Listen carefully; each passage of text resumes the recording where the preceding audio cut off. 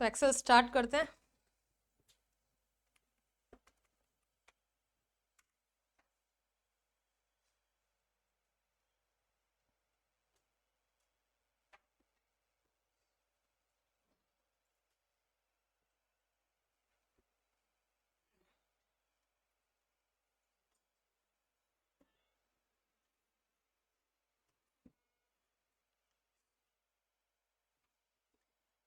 तो आज अपन हेडिंग डाल देंगे। आज हम लोग क्या पढ़ने वाले हैं?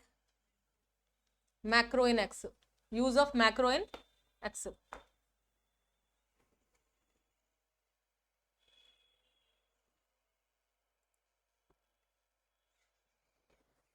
मैक्रो के यूज के लिए, बेसिक यूज के लिए मैंने अभी आपको पहले भी बताया था कि मैक्रो का अगर आपको सही से यूज करना है तो आपको लैंग्वेज आनी चाहिए। कौन सी लैंग्वेज आनी चाहिए? VBA लैंग्वेज, ठीक है।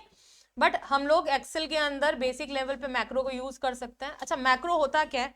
मैक्रो का काम ये होता है कि आप एक्सेल को कुछ स्टेप्स सिखा सकते हैं। जो स्टेप्स वो एक्सेल जो है वैसे ही फॉलो करेगा जैसा आप उसको बता रहे हो। समझ में आया? Excel will follow the steps जो आप यहाँ पर उसको करके दिखाएंगे, और उसके थ्रू आप क्या कर सकते हैं? आप अपनी कुछ चीजों को ऑटोमेटेड कर सकते हैं। जैसे कि फॉर एग्जांपल मैं अभी यहाँ पर क्या करने वाली हूँ, I will create a invoice. एक इनवॉइस का फॉर्मेट बनाऊंगी। It will be a GST invoice. एक जीएसटी इनवॉइस बनाएंगे अपन, ठीक है।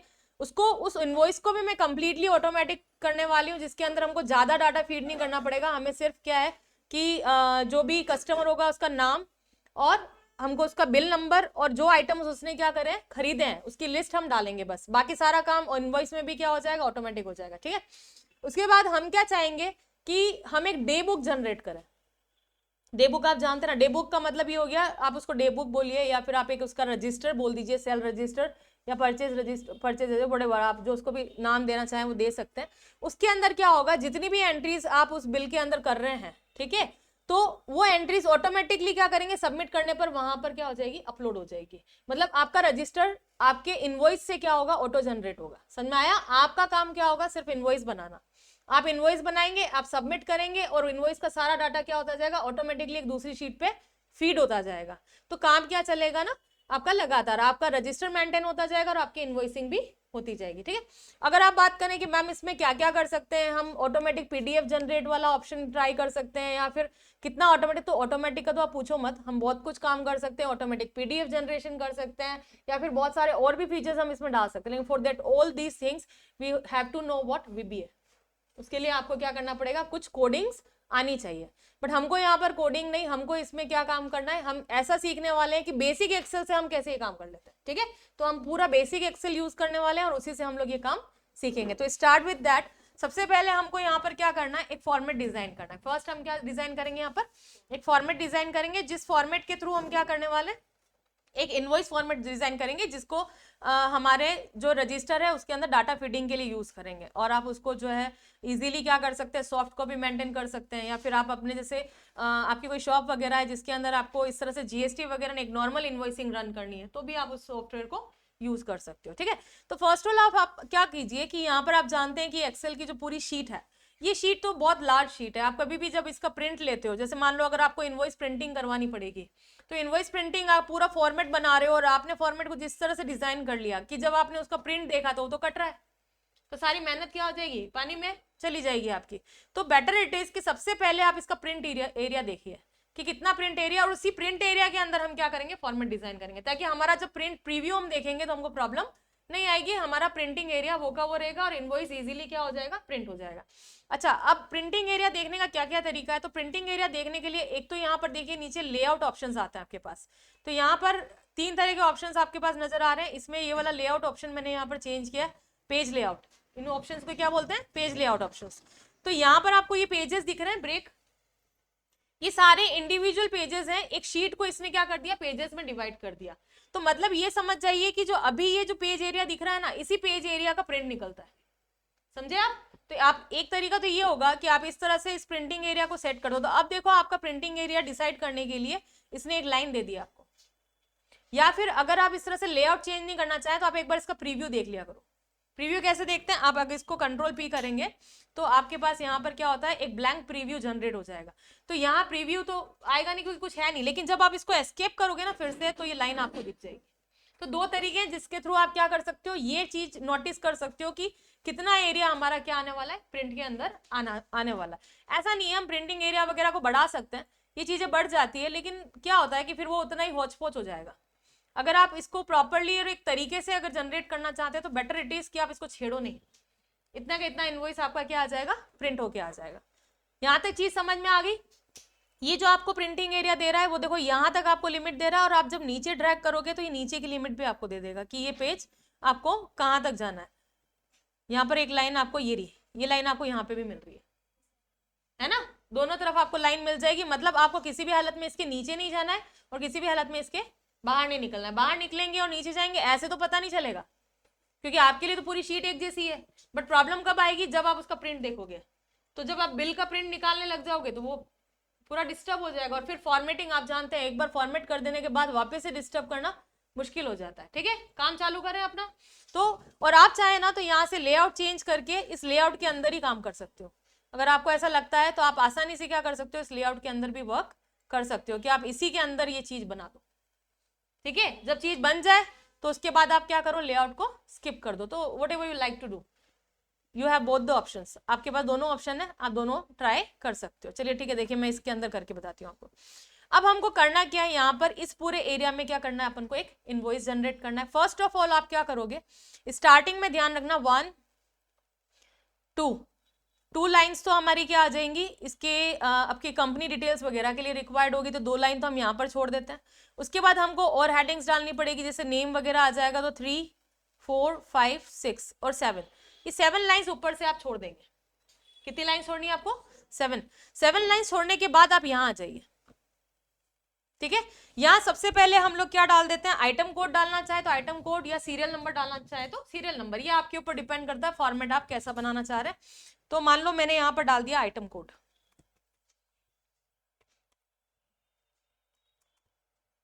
क्या ले लिया अपन ने, आइटम कोड। उसके बाद अगला कॉलम आएगा जिसके अंदर हम क्या डाल देंगे, आइटम नेम।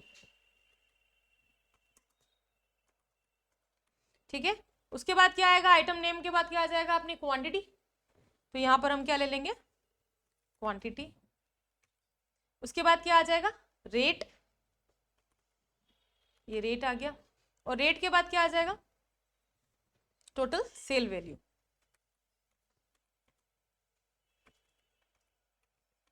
ये चीज आ गई। ठीक है, अब जीएसटी में ऐसा है ना कि जीएसटी का ऐसा भी हो सकता है कि हम आइटम वाइज जीएसटी भी चार्ज कर सकते हैं, वो भी पॉसिबल है। वो मैं किसी और दिन वीडियो डाल दूंगी उसका। अभी हम इजी मोड पे काम करते हैं। मैं ऐसा मान के चल रही हूँ कि भाई मेरा एक कॉमन जीएसटी वैल्यू ही रेट ही सब पे चलती है, मतलब 18% क्या है, कॉमन है। तो मैं उस 18% को कहाँ चार्ज कर दूंगी, नीचे चार्ज कर दूंगी एक साथ। ठीक है, तो ऐसा भी पॉसिबल है। अभी आपने ये सारी चीजें लिख दी, अब आप इसको एडजस्ट कर दीजिए। ठीक है, तो हम लोग यहाँ पर इसको क्या कर देंगे, ये आपका इसके लिए कॉलम आ गया। इसको ध्यान रखना आपके इस पेज तक आना चाहिए। ठीक है,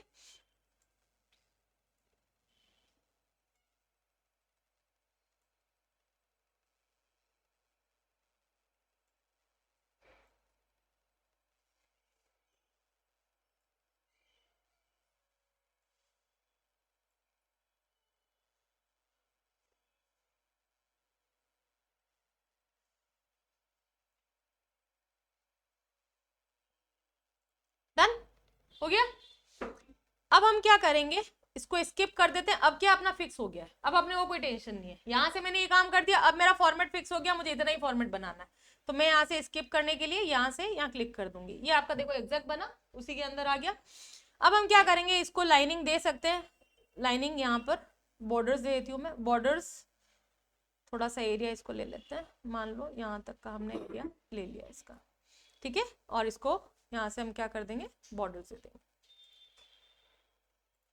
ये बॉर्डर्स आ गए, डन। बाकी की फॉर्मेटिंग अपन बाद में करते हैं। अब अपन आ जाते हैं टॉप फॉर्मेटिंग पे। यहां पर आपको क्या करना है, फर्स्ट ये 2 लाइंस ली, ध्यान से देखना। फर्स्ट 2 लाइंस ली, फर्स्ट 2 लाइंस लेने के बाद आप जाएंगे होम में, और होम के अंदर इसको अपन एक काम करते हैं, होम को हम लोग डबल क्लिक करके फिक्स कर देते हैं, ताकि हमको बार बार इसको ओपन। आपके साथ बहुत बार ऐसी प्रॉब्लम आती होगी कि जब भी आप क्या है नीचे यहाँ क्लिक करते हो रिबन हाइड हो जाता है। तो रिबन को अनहाइड करने के लिए आप किसी भी टैब पे जाके डबल क्लिक कर दीजिए। हाइड करने के लिए भी यही तरीका, अनहाइड करने के लिए भी यही तरीका। अभी हमने यहाँ पर क्या कर दिया, इसको परमानेंट कर दिया। अब यहाँ ये दोनों लाइंस हमने सेलेक्ट करी, यहाँ जाएंगे किसमें, मर्ज इन सेंटर में, और यहाँ से जाके इसको हम करेंगे मर्ज अक्रॉस। ध्यान रखना आपको मर्ज इन सेंटर नहीं करना है इसको, आपको इसको क्या करना है, मर्ज अक्रॉस। ये मर्ज अक्रॉस कर दिया। मर्ज अक्रॉस और मर्ज इन सेंटर में ये अंतर होता है कि अगर आपने इसको मर्ज इन सेंटर करा होता ना तो ये पूरे का पूरा एक बॉक्स बना देता। मर्ज अक्रॉस में इसने क्या करा, सिर्फ कॉलम्स की लाइन हटाई है, रो लाइंस रहेंगी। समझ में आया? तो आपको यहाँ पर ये ध्यान रखना है, मर्ज अक्रॉस करना है। मर्ज अक्रॉस करने के बाद इस रो की विड्थ थोड़ी सी हम लोग इंक्रीज कर देते हैं, क्योंकि हम यहाँ पर क्या बनाने वाले हैं, अपनी कंपनी का नाम। तो मान लो कंपनी का नाम क्या डाल देते हैं अपन,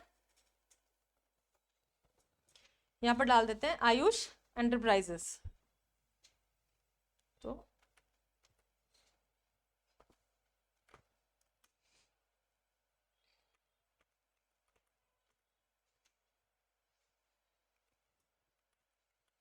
ठीक है, आयुष एंटरप्राइजेस हमने यहाँ पर कंपनी का नाम डाल दिया। अब आप बोल रहे हैं मैम ये तो बिल्कुल ही साइड में जा रहा है, वो कोई बात नहीं, वो हम बाद में भी कर सकते हैं। और अगर अभी इतनी टेंशन हो रही है तो आप इसको अलाइन कर दीजिए, सेंट्रली अलाइन और मिडिल अलाइन कर दीजिए इसको, ठीक है। अब हम नीचे आ जाते हैं यहाँ पर, और यहाँ पर हमको क्या डालना पड़ेगा, कंपनी का एड्रेस। ठीक है, तो कंपनी का एड्रेस मान लेते हैं,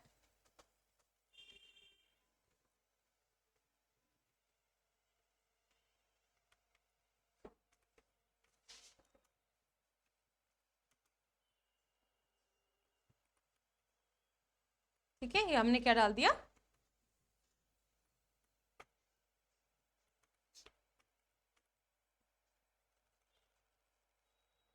कंपनी का एड्रेस।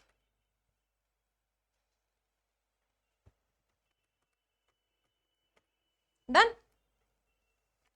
और चाहे तो यहाँ पर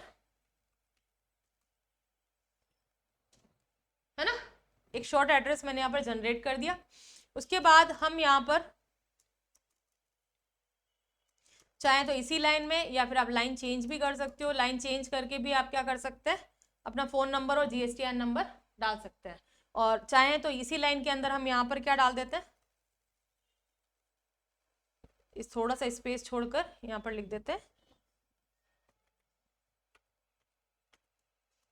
जीएसटीआईएन। ठीक है, और जीएसटीआईएन नंबर जनरेट करना पड़ेगा। अभी फिलहाल मेक मैनुअली जस्ट लाइक, क्योंकि हमारा राजस्थान है तो क्या हो जाएगा, 08CA1254A1Z5। तो मैंने एक रैंडम जीएसटीआईएन नंबर डाल दिया।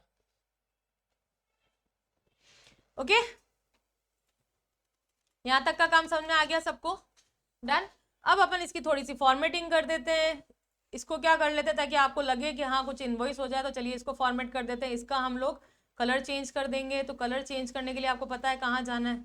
और इसका टेक्स्ट हम लोग क्या कर देंगे, वाइट कर देंगे। और इसका जो फ़ॉन्ट साइज़ है उसको भी हम क्या कर देते हैं, बड़ा कर देते हैं थोड़ा सा। ठीक है, और आप चाहें तो अगर आप इसका फ़ॉन्ट बदलना चाहें कुछ भी तो आप इस तरह से बदल सकते हैं। ठीक है, ये हो गया आपके बिजनेस का नाम। फिर सेकंड लाइन को आप ले लीजिए, सेकंड लाइन को थोड़ा सा चाहें तो वाइड कर दें आप, थोड़ा सा बड़ा कर देते हैं, ज़्यादा नहीं, हल्का सा। ठीक है, और इसको सेलेक्ट करके इसका भी फ़ॉन्ट क्या करते हैं, थोड़ा सा उसके उसके बराबर नहीं लाना है आपको, इतना बड़ा नहीं रखना है, पर थोड़ा सा हम लोग इसको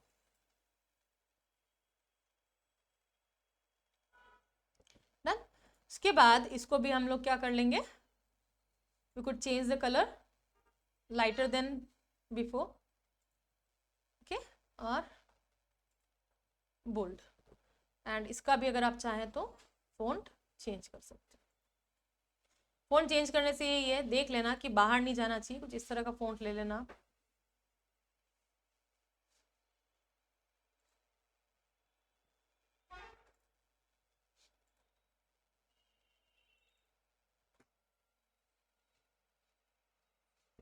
ये हो गया। यहां तक किसी को कोई डाउट है? कोई भी डाउट? बराबर। तो ये हमने यहाँ तक का काम कर दिया। अब हमको बिल के लिए क्या चाहिए, अच्छा एक काम और यहाँ पर बच गया हमारा। हम इन दोनों को सिलेक्ट करेंगे, किससे, कंट्रोल से। कंट्रोल से सिलेक्ट करने के बाद हम इसका क्या करेंगे, आउटसाइड बॉर्डर देंगे। तो आउटसाइड बॉर्डर के लिए आपको क्या लेना है, थिक आउटसाइड बॉर्डर। तो इससे इसकी एक बॉर्डर बन जाएगी। डन। अब हमको क्या करने का है, यहाँ से स्टार्ट करना है। जो भी आपके बेसिक जो ऑप्शंस आएंगे वो सारे हमको यहाँ पर ले लेना है। तो सबसे पहले हमको यहाँ पर किसी जरूरत पड़ने वाली है नेम की।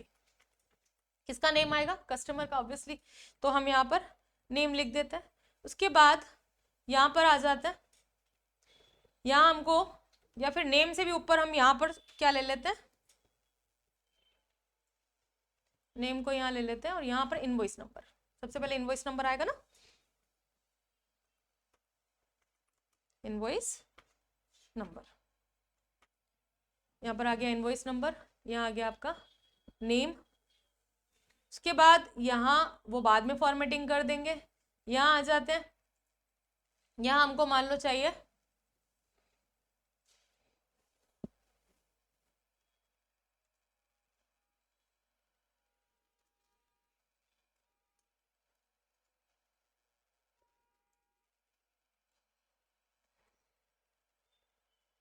इस कॉलम को थोड़ा सा क्या वाइट कर लेते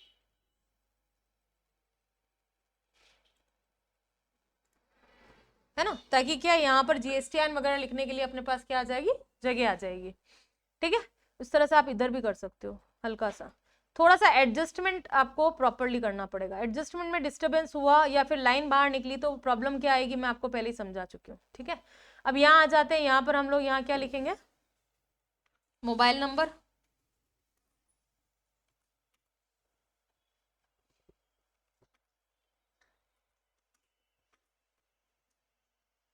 ये मोबाइल नंबर, या फिर मोबाइल नंबर का चलिए आप टेंशन अभी नहीं पालना चाहते हैं तो यहाँ पर हम क्या ले लेते हैं, डेट ले लेते हैं, better it is.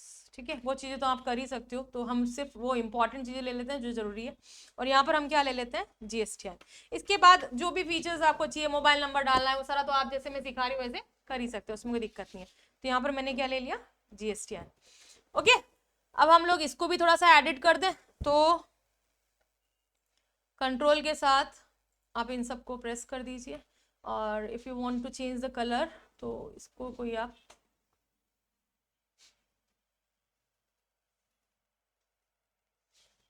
Colour change कर दीजिए, bold and centrally aligned, done. And यहाँ पर आप क्या करेंगे, इनको आप सिलेक्ट करेंगे कंट्रोल के साथ, ये सिलेक्ट किया और इन सबको थिक बॉर्डर दे दोगे इस तरह से, डन टिल नाउ। ठीक है, आप चाहें तो इनको भी बॉर्डर दे सकते हो if you like to, otherwise इनको बॉर्डर नहीं देके इनको अपन ने क्या दे दिया, कलर कर दिया, और इसके पास वाले को हमने बॉर्डर दे दिया। अब अपन यहाँ आ जाते हैं, नीचे वाले का भी हम लोग यहाँ पर इस पूरे को क्या करना है, अपन को जहाँ तक आपने लाइनिंग दी है वहाँ तक सिलेक्ट करके इसको फॉर्मेट करेंगे।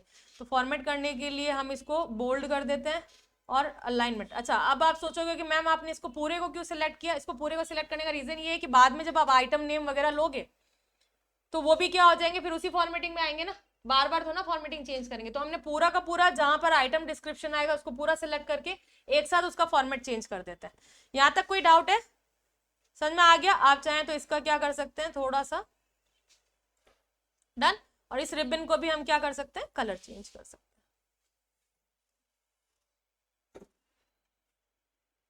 क्या ये रे,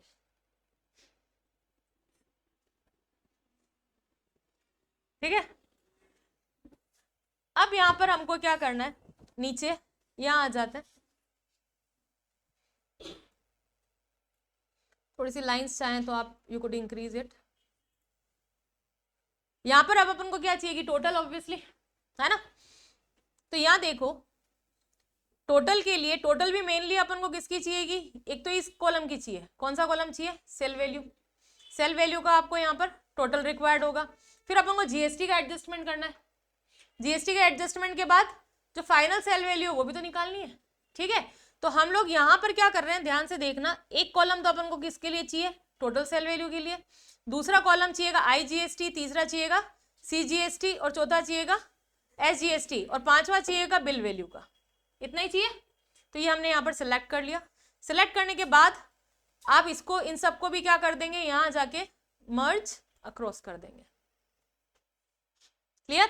मर्ज अक्रॉस करने के बाद सेम चीज कर दीजिए, इसको आप ऑल बॉर्डर्स कर दीजिए ताकि ये बॉर्डर्स ऐसे नजर आने लग जाए। फिर हम इन सबको यहां से क्या कर देंगे, यहां से सिलेक्ट करके हल्का सा क्या कर देंगे, वाइड करेंगे।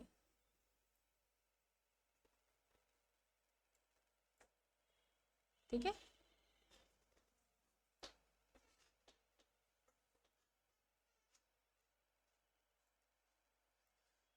ठीक है, इस तरह से हमने इसको क्या कर दिया, वाइड कर दिया। वाइड करने के बाद यहां पर भी इस जगह भी एक काम कर दीजिए, इसको भी ऑल बॉर्डर कर दीजिए।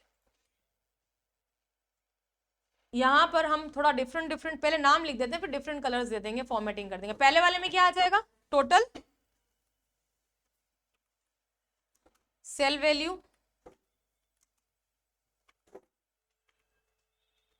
नीचे क्या आएगा आपका, मान लेते हैं 18% जीएसटी कैरी कर रहे हैं अपन, ठीक है, तो यहां पर क्या आ जाएगा, IGST @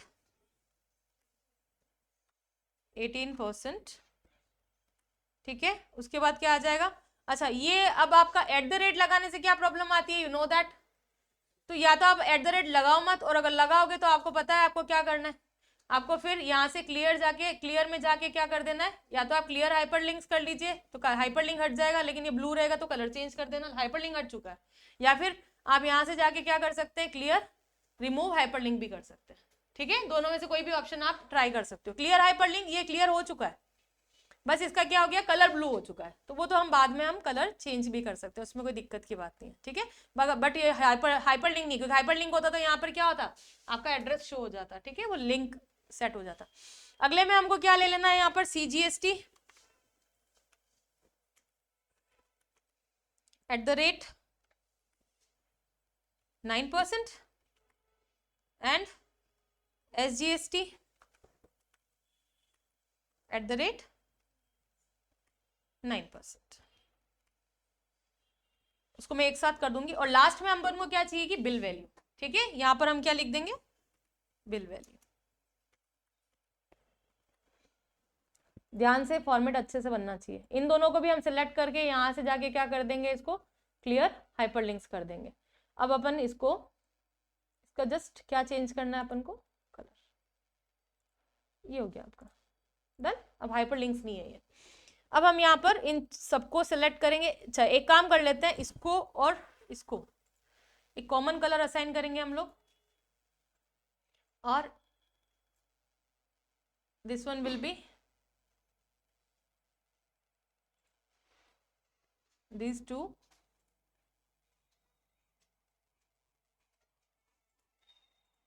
ठीक है। तो इस तरह से हम लोगों ने चेंज कर दिया। अगर आप @ लगा के नहीं भी लिखना चाहें तो ये आपकी मर्जी है, मुझे लिखना था मैंने लिख दिया, और हाइपरलिंक को क्या कर दिया, रिमूव कर दिया। यहाँ तक क्लियर हो गया सबको। और इन सबको भी हम एक कॉमन कलर असाइन कर देंगे यहाँ से, ये डन। अच्छा अब ये जो नीचे स्पेस आ रहा है मैम, इसका क्या यूज है, आप इसमें डिजिटल सिग्नेचर, डिक्लेरेशन वगैरह ऐड कर सकते हो, जो मैं अभी नहीं कर रही हूँ, वो बहुत टाइम खा जाएगा हमारा, अदरवाइज आपने बिल देखा ही है। तो यहाँ पर आप क्या कर सकते हैं, आप जो है सेलर हैं तो आप अपना GSTN आपका यहाँ पर आना चाहिए नीचे, जो मैंडेटरी होता है, यहाँ पर आपका GSTN आना चाहिए, तो you could write down the GSTN and the rest of the part, यहाँ पर डिक्लेरेशन आएगा। डिक्लेरेशन के साथ साथ आप यहाँ पर क्या ऐड कर सकते हो, डिजिटल सिग्नेचर। अगर आपको ये भी सीखना है कि डिजिटल सिग्नेचर कैसे ऐड करवाना है, तो किसी दिन वो भी किसी न किसी वीडियो में इंसर्ट कर दूंगी मैं, डिजिटल सिग्नेचर आप ऐड कर सकते हो, ठीक है, एक्सेल के अंदर लाया जा सकता है। तो ये सारी जगह उसके लिए होगी, मैं इसको अभी फिलअप नहीं कर रही हूँ, ठीक है। तो ये अपना एक बार इसको अपन रफली देख लेते हैं। तो ये आपका बिल इतना तो बन चुका है। अब ये जो है ये मार्जिन एरिया, इसको हम क्या बोलते हैं, मार्जिन एरिया। अगर आपको मार्जिन एरिया कम पसंद है तो आप इजीली पेज लेआउट में जाके इसका मार्जिन क्या कर सकते हो, खत्म कर सकते हो, ठीक है। पेज लेआउट से इसका मार्जिन क्या हो जाएगा, कम हो जाएगा। तो वो चीज उसमें कोई टेंशन, यहाँ पर भी देखो, यहाँ से भी आपको मार्जिन के बहुत सारे ऑप्शन मिलते हैं, नैरो वगैरह, तो आप यहाँ से भी क्या कर सकते हो, प्रिंटिंग के टाइम पे सेट कर सकते हो। लेकिन वो ये कि नैरो मार्जिन करते ही अब क्या प्रॉब्लम होगी कि हमारी मार्जिन छूट गई। तो अगर आपको मार्जिन एरिया सेट करना है तो ये चीज हमेशा ध्यान रख लेना कि फॉर्मेटिंग करने से पहले करना, ताकि आपके पास स्पेस, आपको पता रहे कि कितना स्पेस और बच रहा है। बाद में करेंगे तो ये वाली प्रॉब्लम आएगी। अब क्या मार्जिन कम हो गया ना, तो मेरे पास यहाँ पर क्या हो गया, स्पेस वाइड हो गया, ठीक है। तो अब मुझे क्या करना पड़ेगा, फिर मुझे इन सबको ड्रैग कर करके क्या करना पड़ेगा, स्पेस बढ़ाना पड़ेगा, ठीक है। तो मार्जिन का जो सेटिंग है वो सबसे पहले क्या कर दें आप, पहले ही कर दें, बाद में नहीं। तो मेरा नॉर्मल मार्जिन ही ठीक है। Is it clear? तो मार्जिन को आप पेज लेआउट से जाके भी ठीक कर सकते हो, या फिर प्रिंट में डायरेक्टली मार्जिन एरिया को सेट किया जा सकता है, लेकिन ध्यान रखना वो पहले ही कर लेना, उसके बाद ये सारा काम करना, वो मैंने आपको पहले भी सिखाया हुआ है कि मार्जिन कैसे सेट की जाती है। तो बिल कैसा अट्रैक्टिव दिख रहा है। अब जो ये खाली पार्ट है वो मैंने आपको समझा दिया कि इसके अंदर हमारी बहुत सारी चीजें आ सकती है, डिक्लेरेशन वगैरह सारी चीजें आप इसके अंदर ऐड कर सकते हो। स्किप कर दीजिए। अब एक लास्ट काम हमको करना है, क्या करना है, यहां से आप इसको पूरे को सिलेक्ट करोगे। देखिए इसको आप पूरे को सिलेक्ट कर देंगे। चलिए इस तरह से कर लेते हैं। ये पूरा आपका सिलेक्ट हो गया जहां तक बिल है।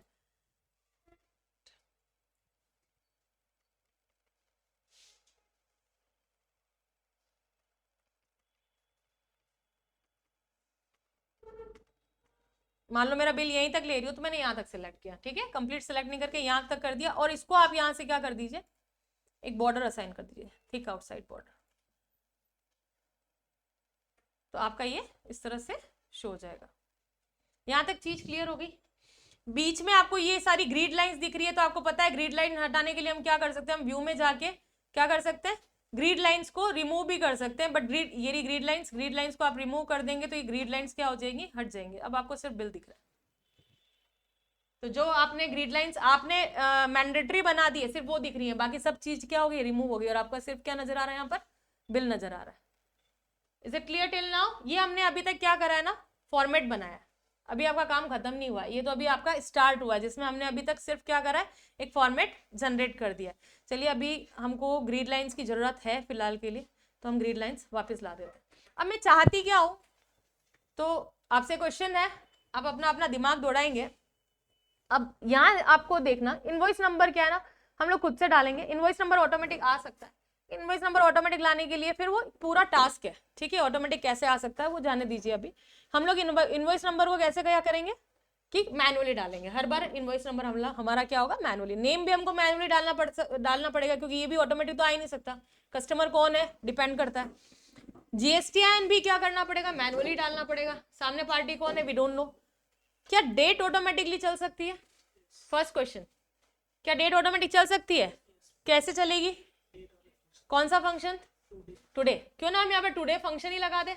अगर हम टुडे फंक्शन लगा देते तो जिस भी दिन हम बिल बनाने के लिए सॉफ्टवेयर को खोलेंगे, ऑटोमेटिकली क्या होगा, उस दिन की डेट असाइन हो जाएगी। और बिल तो करंट पे बन रहे, तो हमको डेट डालने की जरूरत पड़ेगी ही नहीं। तो हम यहाँ पर क्या कर देते हैं, सबसे पहला काम यहाँ पर लगाएंगे टुडे।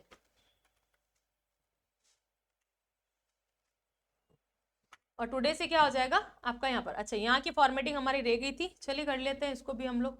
तो इसको हम सिलेक्ट करके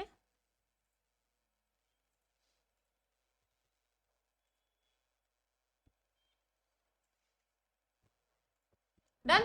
तो डेट का काम तो हमारा क्या हो चुका है, खत्म हो चुका है। बाकी के तीनों फील्ड क्या करने पड़ेंगे, आपको फिलअप करने पड़ेंगे। अच्छा, अब बात आती है कि आइटम कोड की। तो item code, item name, quantity, rate और सेल वैल्यू। अब इनमें से मैं चाहती हूं कि आइटम कोड से लिंक हो जाए आइटम नेम, ठीक है। आइटम नेम से लिंक क्या हो जाएगा, रेट। आइटम कोड से क्या लिंक करना है मुझे, आइटम नेम। मतलब मेरा जो भी आइटम कोड यहां पर मैं डालूंगी, आइटम कोड जो मैं यहाँ डालूंगी, उस आइटम कोड को डालते ही यहाँ पर अपने आप क्या आ जाना चाहिए, आइटम का नेम आ जाना चाहिए और रेट आ जानी चाहिए। और फिर जैसे ही मैं क्वांटिटी डालूंगी, ऑटोमेटिक क्या आ जाना चाहिए, सेल वैल्यू आ जाना चाहिए। ये काम मुझे यहाँ पर करना है। कैसे करेंगे, चलिए दिमाग दौड़ाइए अपना अपना। सबसे पहले तो आइटम कोड के लिए मैं क्या कर सकती हूँ,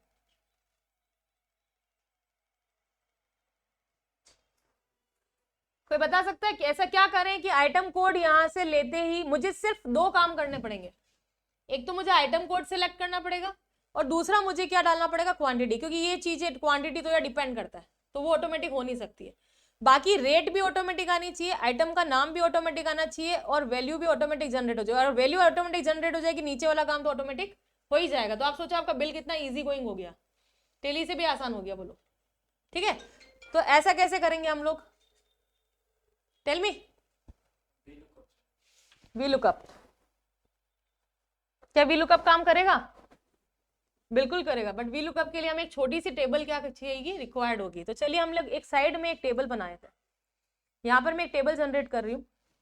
टेबल को आप हाइड कर सकते हो और टेबल कहीं और पे भी बना सकते हो। आप जानते हो वी लुकअप मैंने पहले एक्सप्लेन अच्छे से कर रखा है। वी लुकअप की क्लासेस अगर देखेंगे तो उसके अंदर मैंने अच्छे से समझा रखा है कि टेबल किसी भी जगह पे हो आप डाटा क्या कर सकते हो, कैप्चर। लेकिन चलिए अभी हम लोग यही काम कर रहे हैं तो वी लुकअप की टेबल भी मैं कहाँ यही जनरेट कर रही हूँ। अब वी लुकअप की टेबल में हमको चाहिए ही क्या, देखो वी लुकअप के लिए हमको रिक्वायर्ड होगा क्या क्या, आइटम कोड, आइटम का नेम चाहिएगा और क्या चाहिएगी, रेट चाहिएगी। ये तीन ही चीज चाहिए, तीनों बना देते हैं जितने भी आइटम है। चलिए मान लेते हैं यहां पर हमने डाल दिया आइटम कोड। आइटम कोड आपका आ रहा है IT 001 से, मान लेते हैं 5 आइटम में डील कर रहे हैं हम लोग, ठीक है। तो 1 2 3 4 5 ये 5 आइटम कोड आ गए, बराबर। अब इन पांचों आइटम कोड के आगे मुझे किसकी रिक्वायरमेंट होगी, आइटम के नेम की। तो मान लेते हैं आयुष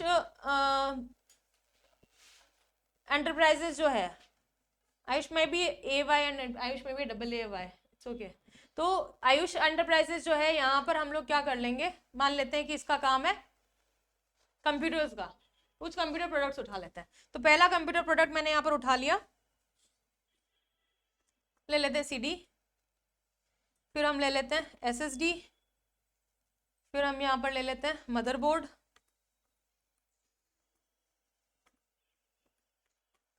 ठीक है। फिर हम यहाँ पर ले लेते हैं HDMI केबल।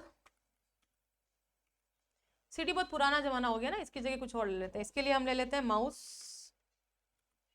अच्छा CD का जमाना गया। और लास्ट ले लेते हैं कीबोर्ड, है ना। और ऐसे आप बहुत सारे प्रोडक्ट्स बना सक रहे हो, कीबोर्ड।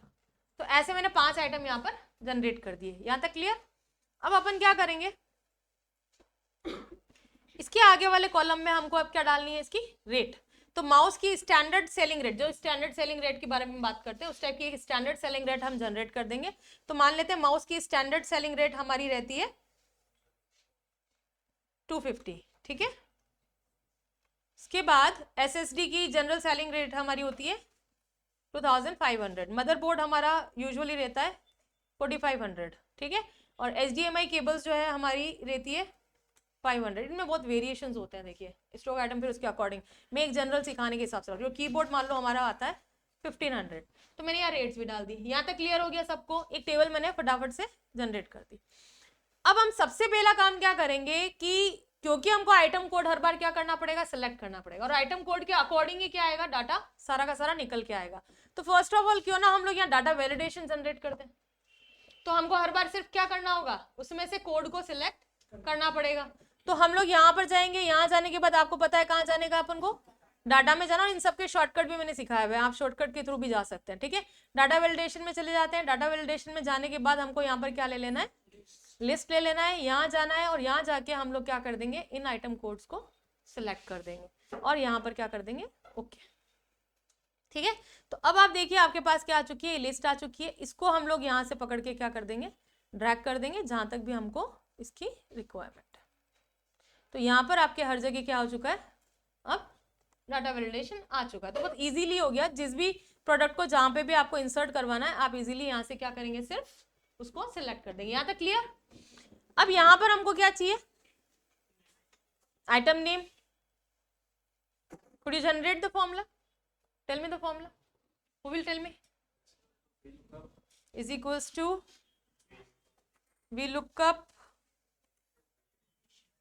लुकअप वैल्यू में क्या आएगा, all of you speak up, item code, ये आइटम कोड आ गया। Should I fix it, should I fix. इसके बाद क्या चाहिएगा अपन को, टेबल अरे। टेबल अरे में क्या आ जाएगा आपका, आपका टेबल का है, ये रहा आपका टेबल। आप टेबल को नेम भी दे सकते थे अगर आप चाहें तो मैंने यहाँ से इस टेबल को क्या कर लिया, सेलेक्ट कर लिया, ठीक है। उसके बाद शुड आई फिक्स इट, तो इसको हम क्या कर देते हैं, फिक्स कर देते हैं F4। F4 से आप क्या कर सकते हो, फिक्स कर सकते हो। VLOOKUP का फॉर्मूला अगर नहीं आता है तो VLOOKUP के वीडियोस देखें, उसमें समझ में आ जाएगा। अब अपन को यहाँ पर क्या करना है, कॉलम इंडेक्स नंबर। अब देखिए आइटम नेम के लिए कौन सा कॉलम इंडेक्स नंबर है अपने पास, आइटम नंबर के लिए कौन सा है, 2 में से चाहिएगा ना, तो आप यहाँ पर क्या लिख देंगे, 2, which will be the fix ना, 2 में से हर बार 2 में से ही आंसर चाहिए, तो आप यहाँ पर 2 ही लिखेंगे। उसके बाद हमको कॉमा लगाना है और यहाँ पर हमको रेंज लुकअप के अंदर क्या ले लेना होता है, 0। तो हमने यहाँ 0 ले लिया और ब्रैकेट को क्या कर दिया, क्लोज कर दिया। तो यहाँ पर अभी नॉट एप्लीकेबल इसलिए आ रहा है बिकॉज हमने यहाँ पर किसी को सेलेक्ट नहीं किया।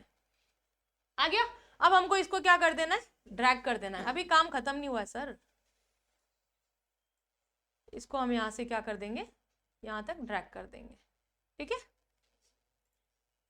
SSD, वो तो SSD भी आ रहा है अगर, लेकिन यहाँ पर प्रॉब्लम आएगी। अभी क्या प्रॉब्लम आ रही है वो बताइए, प्रॉब्लम बताओ।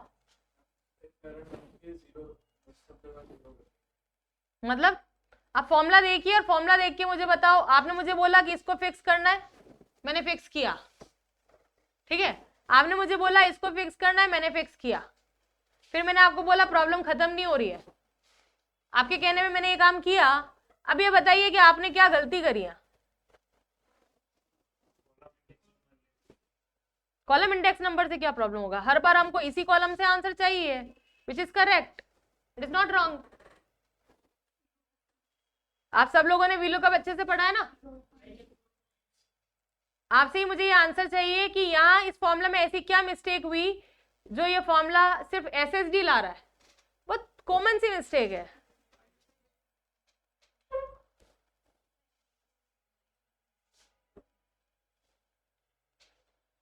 क्या मिस्टेक है, नो वन, स्ट्रेंज है। आइटम नेम फिक्स कहाँ करें अपन,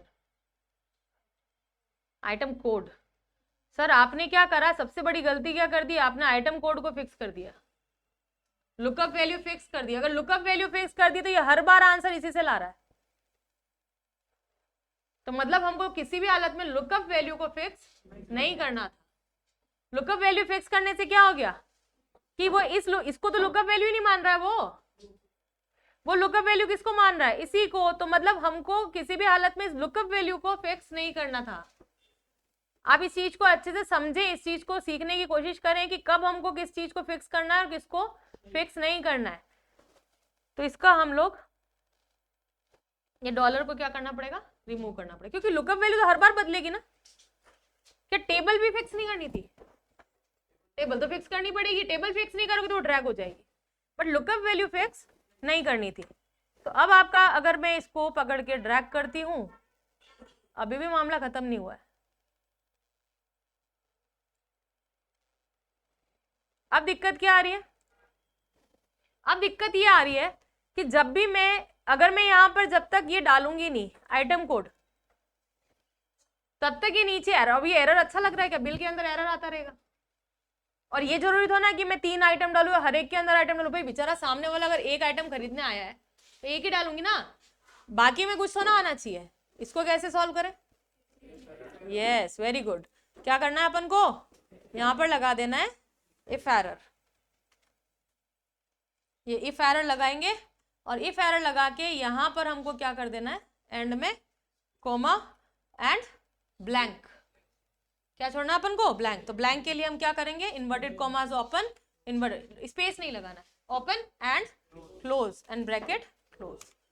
अब अपना काम यहाँ पर फिनिश हो गया। अब आप इसको, तो ये आपका काम फिनिश, इज इट डन।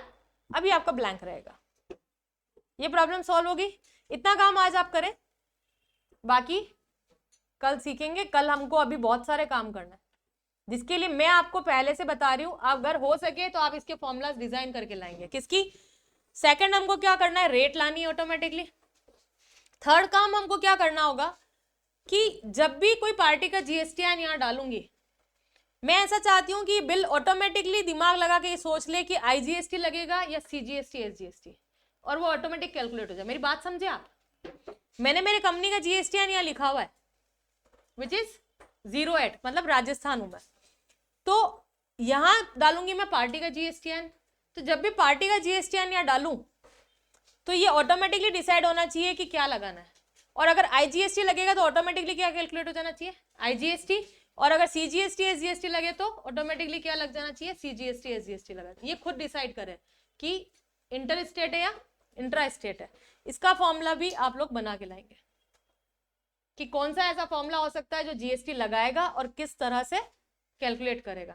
उसके अलावा अभी और काम क्या है, इन सबके फॉर्मूला भी तो चाहिए आपको, अभी तो बिल वैल्यू वगैरह, तो you have to think about it, इसके बारे में सोचिए और ये फॉर्मूलाज आप मेरे को सजेस्ट करेंगे नेक्स्ट क्लास में, ठीक है।